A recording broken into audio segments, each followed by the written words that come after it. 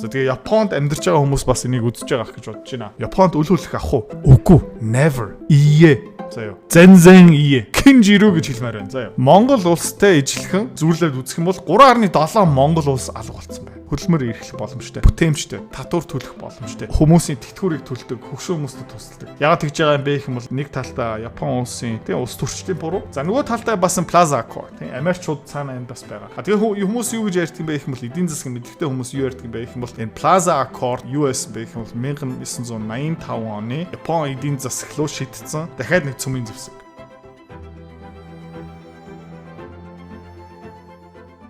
Японы эдийн засаг баларч байна. За дөнгөж саяхан Америкчууд хэдтууд гайгүй ойлголт нь өөрчлөх шиг байна. Трамп араб руу яваад тэндээ инх 50 тараах гэж одоо тренд болж гин. Бүх юм сайхан жин там болоод бид нэг жоохон 50 болох боломжтой болсон чинь манай хувьцаанууд бас өөрхөн өсөд яваад байсан чинь юу болоод байна гэх юм бол Япон улсын ерөнхий сайд юу хэлж байна гэх юм бол манай эдийн засаг бараг Грек улсын эдийн засагтай адилхан хүнд байдалд орсон байгаа. За Японы эрх барьж байгаа засгийн газрын эсрэг тал нь юу шаардж байгаа юм бэ? Ард түмэн нь юу шаардж байгаа юм бэ гэх юм бол татвараа буулгая.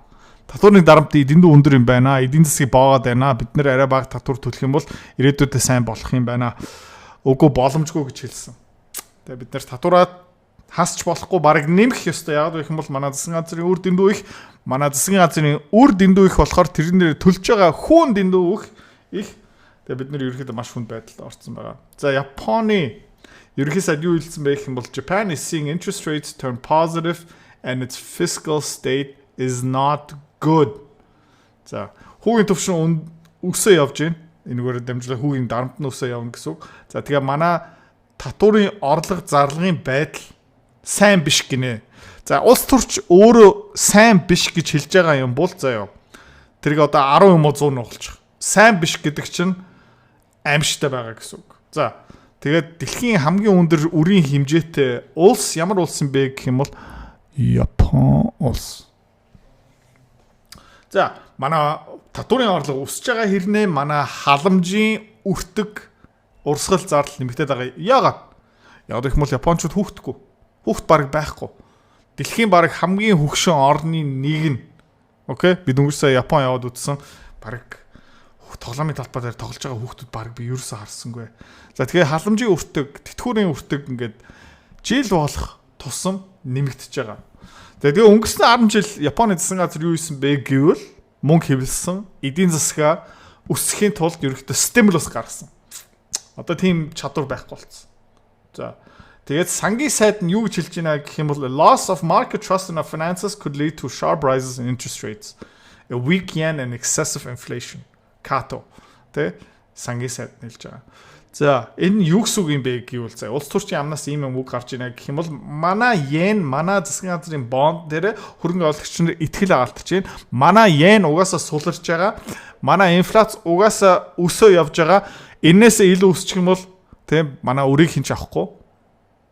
Тэ манай йенийг чинь ч авахгүй. Инфляц улам өндөр болно. Манай ханш илүү их суларна. Манай эдийн засаг манай ард түмэн илүү зоохон байна. За энэний эсрэг энэ улс төрч юм хийх юм уу? Юм хийсэн ч үр дүн байхгүй. Яг гэх юм бол өнгөрсөн 30 жилийн хугацаанд эдгээр тогтвортой энийг хийх гэж үзсэн. За. Тэгээ 10 жил мөнгө хевлээд 10 жил төв банк нь өөрийнх нь зээл аваад төсөөл өөдөж сангийн яам мөнгөний хевлэж байгаа. Засгийн газрын бондыг гаргаж байгаа. Тэгээ хин худалдаж авч байгаа юм бэ гэх юм бол төв банкны худалдаа авч байгаа.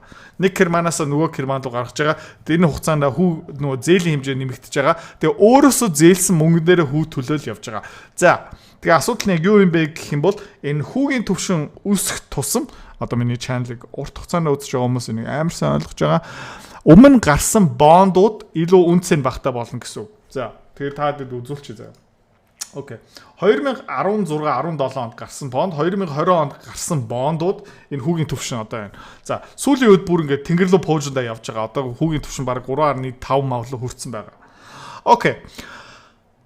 100 сая йен өнөөдөр хийх юм бол хүүн ойролцоо 3.4-тэй жилийн одоо 40 жилийн хугацаанд засгийн газрын бонд авах юм бол 2020 онд авсан бонд баг хүүгийн төвшин 0. За 2020 онд авсан бонд өнөөдрийн бонд харьцуулах юм бол өнөөдрийн бонд нөгөө 20 онд гарсан бондноосоо хэд дахин өндөр өгөөжтэй. За төсөөл ингээ чи заа 3% өгөөж Окей. 3.5% өгөөж хуваахын за тухайн үед 0.2 гэчихв. Тэ? Өнөөдрийн бонд 20 оны бондноос 17.5 дахин өндөр өгөөжтэй. Тэгэхээр болж байгаа юм бэ гэх юм бол 2020 онд гарсан 2016 17 он гарсан бондуудны үнцэн ингээ нас буурж байгаа. Окей. Тэгээд юу болж байгаа юм бэ гэх юм бол банкуд нь алдгалтай, сангууд нь алдгалтай, тэтгэврийн сангууд нь бүгдээр алдгалтай. За тэгээ ингээ харцгаая. Ерөнхийдөө Япон засгийн газрын гаргаж байгаа үрийг зээлийг хэн авч байгаа юм бэ? Япончуудад хэн зээл өгж байгаа юм бэ гэх юм бол 50% нь Bank of Japan, өөрийнхөө төв банк. За дараа нь Японы амнасын даатгал, дараа нь Японы банкуд, дараа нь Японы тэтгэврийн сангууд 6.4%, 6.4% гадаадчууд авч байгаа. Ерөнхийдөө Япончууд өөрийнхөө авч байгаа. За. Тэгээ тэр өрөө гарахгүй бол энэ улсгаас дампуурч нь тэтгэврээ төлж чадахгүй бол халамжаа төлж чадахгүй болно, тийм ээ. Хөрөнгөний зах зээл хувьцаа улс төрийг сонирхоод байна, тий. Тэгээ хөрөнгөний зах зээл яагаад өсдөг юм? Эдийн засаг яагаад өсөд идэг юм бэ? Ойлгомоор байгаа юм бол миний Fuck Money 2 Time to Die номыг сонирхоод үзээрэй. Дэлгэрэнгүй мэдээлэл idratsi.com-оос. За тэгээд энэ ном ойролцоо бараг 500 хуудастай дүүрэн мэдлэг. Хамгийн гоё юм юу юм бэ гэх юм бол 8 дугаар ангийн хүүхэд энийг ч гэсэн ойлгоно маш энгийнээр бичсэн. Санхүүч хэлээрээ ерөөсө бичээгүй. За захилмаар байгаа бол idratsi.com тэнд бас дэлгэрэнгүй мэдээлэл байгаа. Тэгээ өрөвдөлтэй юм юу юм бэ гэх юм бол за энэ хүүгийн төвшин дахиад оруулсан байгаа 2022 оноос өнөөдөр хүртэл заа ингээ пуужинд явж байгаа. 1993 онд заяа Япон улсын эдийн засаг 4.5 их $80 одоо хэмжээтэй байсан. Дэлхийн номер 2. За өнөөдөр юу болж байгаа юм бэ гэх юм бол энэ одоо хэдэн жилийн 30 жилийн дараа Япон улсын эдийн засаг 4.2 их $80 агшсан байгаа. За яа Хятадтай харьцуулъя. Хятадын эдийн засаг 1993 онд 444 тэрбум доллартай байсан бол өнөөдөр Хятадын эдийн засаг ойролцоог 18 тэрбум доллар 18 их $80 sorry. Тэ Япончуудын хувийн хөвшил улс төрчд хөрөнгө оруулагчийн сангийн яам энэ ерхий сайд нар өнгөрсөн 30 жилийн хугацаанд юу хийсэн бэ гэх юм бол яг эдийн засгийн эсрэг юмнуудаа л хийсэн. Ингээд хүүнгийн төвшин ингээд дээшлэл явна. Тэгээ Ишиба өнөөдөр иймэрхүү үг амнаас нь гарч ийнэ гэдэг чинь одоо гамшиг гэсэн үг байхгүй юу? Манай улсын эдийн засаг Грек улстай адилхан гэдэг чинь одоо Европын хамгийн суг эдийн засагтай зүйрлэл ашиглаж байгаа. Энэгээр дамжуулаад хөрөнгө оруулагчийн итгэл нь буурж байгаа. Oh my god болж байгаа. Одоо олон улсын валютын зах зээл дээр, хөрөнгөний зах зээл дээр бүр газар хөдлөж байгаа. Тэгээд энэ Ишиба ерөнхий сайдын хэлж байгаа үг оновчтой юм уу үгүй мó хэдүүлээ харцгаая. За хүн амаас ингээ хараад үзэх юм бол заяа Япон улсын хүн амын 30% нь заяа 65 наснаас дээш. Төсөөлөө үзчих заяа. Аимшигтай байгаа зү. За Грек улсын 23. За дараагийн харьцуулт. Эдийн засгийн өсөлт өнгөрсөн 1990 оноос өнөөдөр хүртэл хэд байсан бэ гэх юм бол энэ Грекийн эдийн засаг амар хэлбэлцэж байгаа. Японы эдийн засаг арай бага. Гэхдээ эдийн засгийн өсөлт нь 0 болцсон байгаа. Одоо хасах руу орсон. Тэ өнгөрсөн одоо ер нь бол 15 жилийн хугацаанд Японд эдийн засгийн өсөлт бараг байхгүй. Тэгээ одоо хасах руу орж байгаа. За ажлын төвшин Грекээс хамаагүй сайн ойролцоо хөдөлмөр эрхлэх боломжтой хүмүүсийн Японд 2.6% нь ажлын байргүй. За эндээ харьцуулахгүй юм байна. Хүн Япон улсын хүн ам 2010 оноос хойш агшаад байгаа. Тэгээ энэ агшилт нь эрчин нэмэгдээд байгаа. Грек улс бас яг адилхан. Грек улс бас яг адилхан 2010 онд ерөөдөө хүн ам дээцэгтэй хүрээд тэгээ Япон улсаас илүү хурдан агшиж байна. Инфляц. За инфляц дээр одоо Япон улс анх удаа ийм өндөр инфляцид амсаж байгаа. Би дөнгөж сая тий 2 сарын өмнө Япон явсан уу? Тий хямдхан байсан. Тий хүнсний дэлгүүр орно гэдэг чинь Монголоос хямдхан хүнстэй болцсон. Тий тэгээ энэ инфляц нэмэгдээл байна. Йен маань амар хямдхан болцсон, улам хямдарч байгаа. Долларын орлоготой хүмүүс байна шүү дээ. Таиланд явах уу, Япон явах уу бараг адилхан ерөөхдөө хямдхан болоод ирсэн байгаа. За тэгээ ерөөхдөө энэ хамгийн том аюул нь яг юу юм бэ гэх юм бол Япон улсын тий дотоодын нийт бүтээгдэхүүнтэй харьцуулсан үрийн хэмжээ хэд юм бэ гэх юм бол 236%. За энийг би өмнө яаж тайлбарлах байсан бэ гэдэг дахиад тайлбарлачих.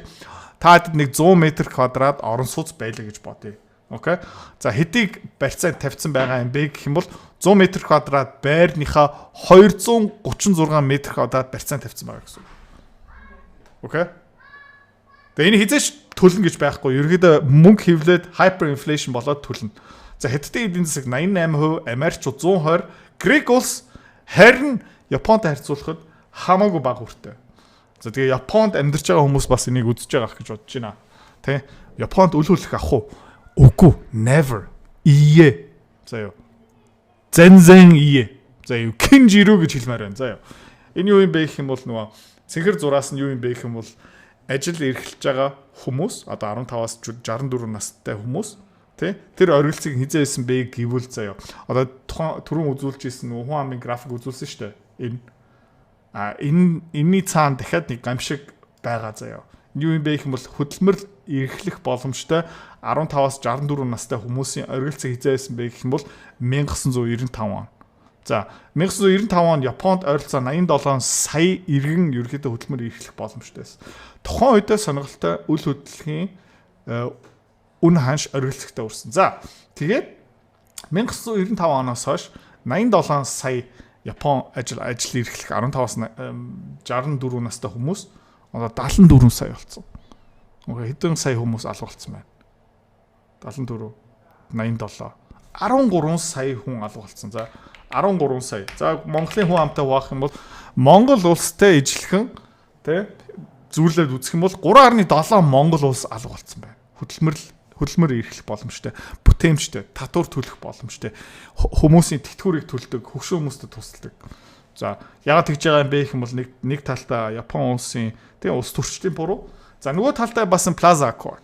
Тий Америкчууд цаана энэ бас байгаа. Юусан бэ гэх юм бол Америкчууд 1985 онд өөрийнхөө ханшаа нав сунгаасан. Япончууд тухайн үед амар их хэмжээний маш их хэмжээний мөнгийг Америк руу хөрөнгө оруулалт хийсэн. За тэгээд төсөөлөө үзчих заяа. Та нар ингээд долларын хөрөнгө оруулалт хийсэн. 100 сая долларын хөрөнгө оруулалт хийчээд Америкийн засгийн газар бусад төв банктай ингээд арга хэмжээ аваад долларын валютын ханшийг заяа тий 1.60-аас 1.6-аас 1 рүү бууруулж байгаа. Окей. Тэгээ юу гэсэн үг юм бэ гэх юм бол та нар 3400 төгрөгийн ханштай доллар авсан чинь дараа нь доллар ингээд буцаага Монголоо оруулаад ирэхдээ заяа тэр долларныхаа худалдаа авах чадварны тал нь алга болсон заяа. Тэ тал нь алга болсон. Тийм юм болж ирсэн. За тэгээ энэс олж ерөөхдөө Япончууд баларсан. А тэгээ хүмүүс юу гэж ярьдаг юм бэ гэх юм бол эдийн засгийн мэдлэгтэй хүмүүс юу ярьдаг юм бэ гэх юм бол энэ Plaza Accord US бэ гэх юм бол 1985 оны Япон эдийн засаг руу шийдсэн дахиад нэг цөмийн зэвсэг. Окей. Энэ нэг гайхалтай юм заяа. The standard of living in Japan has not improved for 3 decades. 30 жилийн хугацаанд Япон хүмүүсийн, Япон ард түмний амьдралын чанар зэнда дээшилсэнгүй, доошлж байгаа. За тэгээ энэ хугацаанд Японы хөрөнгөний зах зээл бас өсөөгүй. Гэхдээ хэдүүлгийн хөрөнгө оруулалт хийх дуртай. Тэ Америкийн зах зээлийн S&P 500 индекс энэ хугацаанд хэр их өссөн бэ гэх юм бол энэ одоо 2020 оны тоо шүү заяа. 2020 оноос ахуулаад S&P 500 дахиад өссөн. За тэгээ энэ хугацаанд Японы Nikkei одоо хөрөнгөний зах зээлийн хамгийн том индекс ерөөсөө өсөөгүй. Гэхдээ энэ хугацаанд Америкийн S&P 500 1000%-аар өссөн. Одоо 10 дахин нуурсан гэсэн үг. За тэгээ өнөөдөр лөө ингээ хөргүүлэх юм бол бараг 14 15 удаа нугарсан. Энэ хугацаанд Японы эдийн засаг юу ч хийгээгүй. Тэ. Тэгээ Япончууд хөөрхий хамгийн ядуу орны нэг байсан. Дэлхийн 2 дугаар дайны дараа амар хөдөлмөрлсөн. За тэгээ улс төрч олон улсын харилцаа Америкчууд олон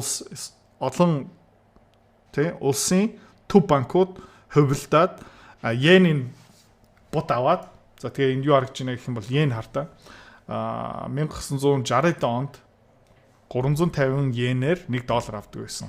За тэгээ йен чангарсаар хагаад оргилцыг нь хизээ юм бэ гэх юм бол ойролцоо нэг 80 мая. За юу. Тэ 360-аас 80 руу чангарсан гэсэн үг. Окей.